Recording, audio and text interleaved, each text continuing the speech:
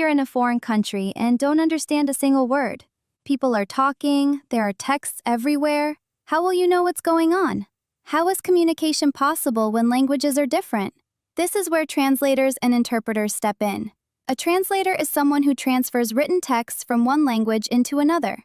An interpreter, on the other hand, does oral translation.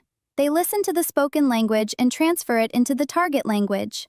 Although these two fields are often mentioned together, their processes and the skills they require are different. Written translation is text-based. The source text can be reread, and the translation can be revised. But, in interpreting, decisions must be made while the speech is ongoing. The opportunity for correction is limited. For this reason, interpreting is carried out in different modes. Consecutive interpreting is one of these primary modes. It is where the speaker pauses after certain segments, and the interpreter renders the speech. The interpreter takes notes and relies on their memory to convey the message into the target language. Another mode, sight translation, involves a written text but produces an oral output. Why is this mode important? Because reading and speaking occur simultaneously. Whispered interpreting involves rendering the message into the target language in a low voice. It requires no technical equipment and is typically effective for small groups. However, it is not suitable for every situation. For example, what happens when the number of listeners increases? In situations where the voice is not loud enough and the venue is large, whispering loses its function. Does the need for interpreting disappear in such cases? No, on the contrary, it becomes even more apparent. At this point, simultaneous interpreting comes into play.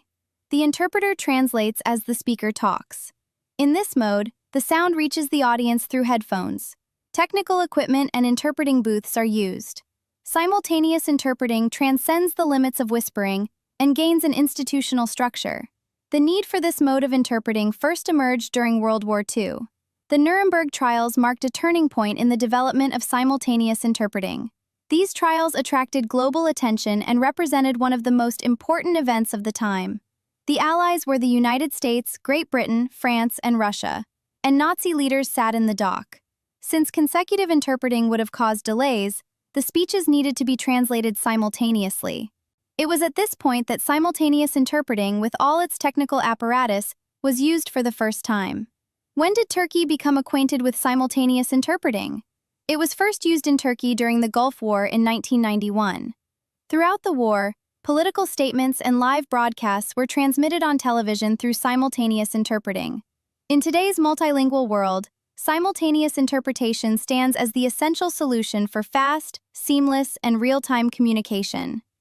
In an age where communication is constantly accelerating, can we even imagine global interaction without this mode of translation?